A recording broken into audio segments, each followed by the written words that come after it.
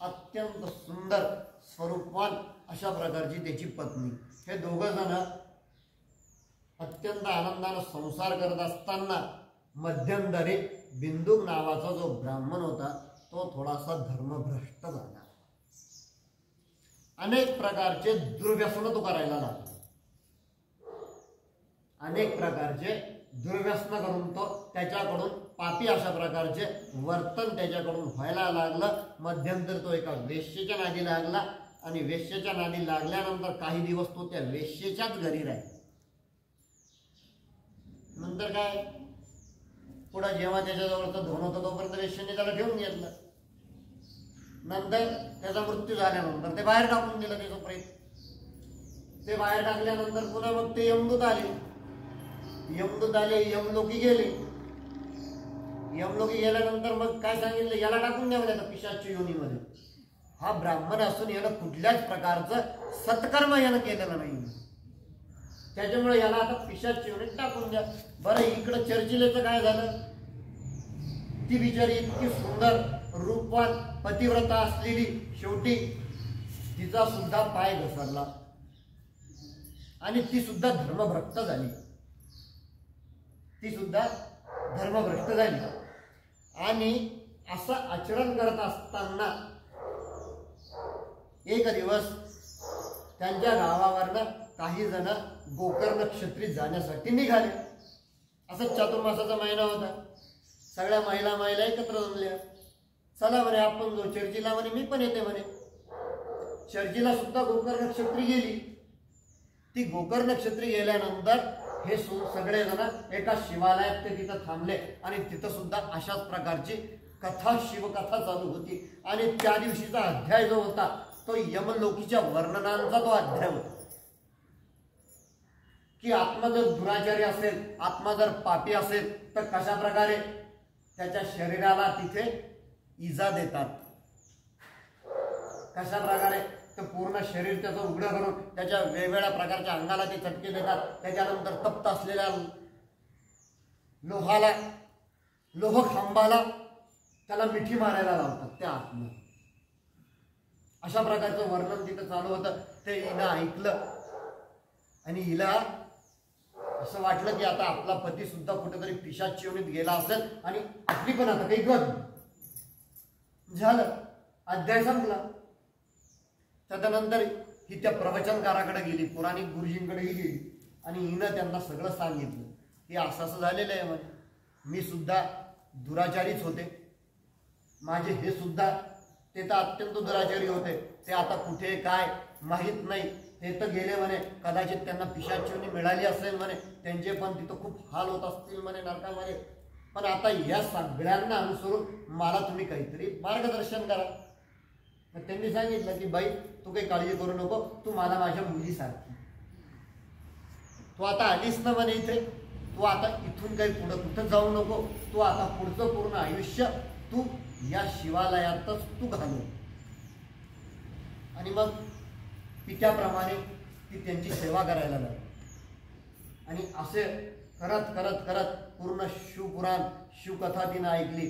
तिचं मन पूर्णपणे पालटून गेलं. सात्विक अशा प्रकारचं आचरण ती करायला लागली. धर्माचरणानुसार ती तिचं आचरण करायला लागली. आणि काही कालांतराने नंतर ती सुद्धा मृत्युमुखी पडली. ती जशी मृत्यूलोकी गेली त्याचप्रमाणे अशीच कथा झाली. पुन्हा ते यमदूत आले, पुन्हा हिचा आत्मा घेतला, ते घेऊन चालले. पुन्हा शिवगण आले. त्या यमदूतांनी ठीक आहे बाबा घेऊन जायचं म्हणे, घेऊन जा, पण आम्हाला मारू नका म्हणे, घेऊन जा म्हणे तुम्ही. मग तिला ते दिव्य शरीर तिचं पूर्ण त्या विमानात बसून तिला डायरेक्ट कैलासाला घेऊन गेली. ती कैलासाला ती जेव्हा गेली तेव्हा तिनं बघितलं की सुंदर अशा प्रकारचं एक सिंहासन आहे. त्या सिंहासनावरती भगवान शिव हे स्वतः तिथं ध्यानस्थ बसलेले आहे आणि बाजूला पार्वती माता तिथं आहे. हिनं काय केलं, पटकन पार्वती मातेला ही शरण गेली. आणि पार्वती मातेला शरण गेल्यानंतर पार्वती मातेनं सुद्धा हिचं पूर्वज जाणलं आणि तिला सांगितलं की एक काम कर, तू आजपासून माझ्या सेवेत तू राहा. आणि मग ही चर्चिला नावाची ही जी गृहिणी होती जे तिचं दिव्य शरीर होतं हे नंतर त्या पार्वतीची ती सेवा करायला लागली. अनेक प्रकारचे काम, सकाळी पाणी भरून आणणं, बेलफळं वगैरे तोडून आणणं शिवासाठी, त्यांची तयारी करणं, या सगळ्या प्रकारची त्यांच्या पूजेची तयारी करणं, शिवाच्या पूजेसाठी ज्या ज्या काही गोष्टी लागतात, पानं, फुलं, फळं वगैरे हे सर्व पार्वती मातेला आणून देणं आणि दिवसभर तिच्या आज्ञेत राहणं, अशा प्रकारचा काळ तिचा पुढं व्यतीत होत होता. आणि मग एक दिवस ती चर्चीला पार्वती माता एकटी आहे. आपण नाही का जसं पारनेरला गेल्यानंतर गुन्हे झाला कधी आम्हाला एकटे दिसतील आणि कधी आमचं मनोगत, आमचं मन त्यांच्याजवळ आम्ही हलकं करतो, असं जसं आपल्याला होतं ना तसं त्या चर्चिलेला झालं. आणि मग तिनं हळूच तिचं मन तिथं उघडं केलं आणि तिनं तिला सांगितलं की माझं तर आयुष्य असं होतं, पण माझ्यावरती काही माझ्या आईवडिलांचे पूर्व पुण्य म्हणून की काय माझ्या कानावरती शिवपुराणांच्या कथा पडल्या, त्यामुळे माझं आचरण हे सात्विक झालं, मला पुढे शिवाची ओढ लागली आणि त्यामुळेच की काय मी आदित्य शिवलोकात मी आलेली आहे. पार्वती माता म्हणे बरं मग दुःख काय? नाही म्हणे पण अजून एक दुःख आहे. म्हणे कोणतं दुःख आहे? म्हणे माझे पती. म्हणे अच्छा म्हणे पतीचं दुःख आहे का? म्हणे ठीक आहे ठीक आहे ठीक आहे. मग पार्वती मातेनं काय केलं, तुंबरू नावाचा तिचा एक गण होता, तिचा एक दास होता, तिचा एक सेवक आपला नारद तुंबरू करती गायन, हे आपण ऐकलेलं आहे की तो सुद्धा महान शिवभक्त होता. तो तुंबरू जो होता हा सुद्धा शिव पार्वतीचा मोठा भक्त होता. पार्वती मातेने त्याचं स्मरण केलं, तो तिथं आला आणि मातेने सांगितलं की तू आता हिच्यासोबत जा आणि हिचा पती जो आहे हा कुठेतरी पिशाच्च्या योनीमध्ये तो गुंतलेला आहे, तू जाऊन त्याला इथं घेऊन ये. झालं. मग ते दिव्य विमानामध्ये दोघ जण बसले आणि विंध्याचल पर्वतावरती ते आले आणि त्यांनी तिथं बघितलं की तो पिशाच्च्या योनीमध्ये वेगवेगळा अत्यंत अक्राळ विक्राळ असं त्याचं स्वरूप, घटकेत रडायचा, घटकेत हसायचा, घटकेत काहीतरी वेगवेगळे चाळे तो करायचा आणि अनेक प्रकारच्या यातना तो त्या पिशाच्च्या योनीत भोगत होता.